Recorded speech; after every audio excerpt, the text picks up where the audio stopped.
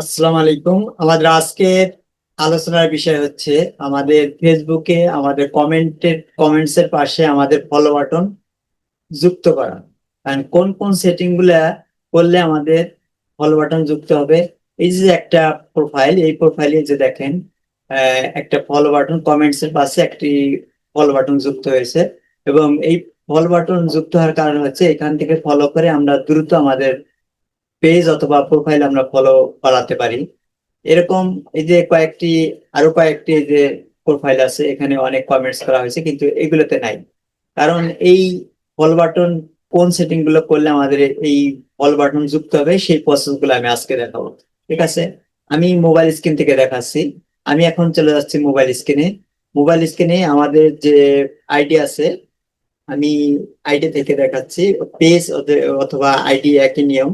আমি আইডি থেকে দেখাচ্ছি। এই যে আমার প্রোফাইলে আমি চলে যাচ্ছি। ফেসবুকে যে আমাদের প্রোফাইল আছে, প্রোফাইলে চলে যাওয়ার পর এখানে প্রোফাইলের যে লোগো আছে ডান বাম পাশে, সে লোগোতে ক্লিক করার পর এখানে নিচে থ্রি লাইন আছে, থ্রি লাইনে ক্লিক করবো। থ্রি লাইনে ক্লিক করার পর এখানে নিচে যাওয়ার পর লেখা আছে টার্ন প্রফেশনাল মুড অফ। ঠিক আছে, এটা প্রফেশনাল মুড অফ অথবা অন অফ থাকলে অন করে নিতে হবে। যদি অন করা থাকে তাহলে এখানে অফ লেখা আসবে। ঠিক আছে, আমার এটা অন করা আছে। এটা একটা সিম্পলি কাজ, এটা আপনার সকলে করতে পারবেন। ঠিক আছে, এটা অন করে নিতে হবে। অন করা থাকলে আপনার কি হবে, এখানে অফ লেখা আসবে, টার্ন প্রফেশনাল মুড অফ। ঠিক আছে, তার মানে এখানে অন করা আছে এই জন্য অফ লেখা আসছে।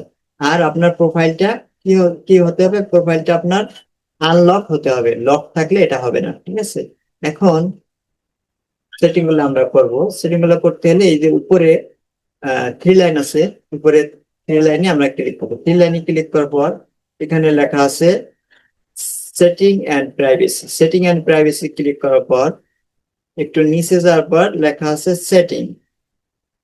সেটিং এন্ড প্রাইভেসি ক্লিক করার পর এখানে নিচে লেখা আছে সেটিং। সেটিং এ ক্লিক করার পর একটু নিচে যাব। নিচে যাওয়ার পর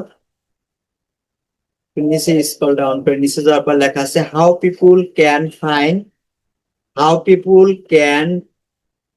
অ্যান্ড কন্টাক্ট ইউ। এখানে আমরা ক্লিক করব।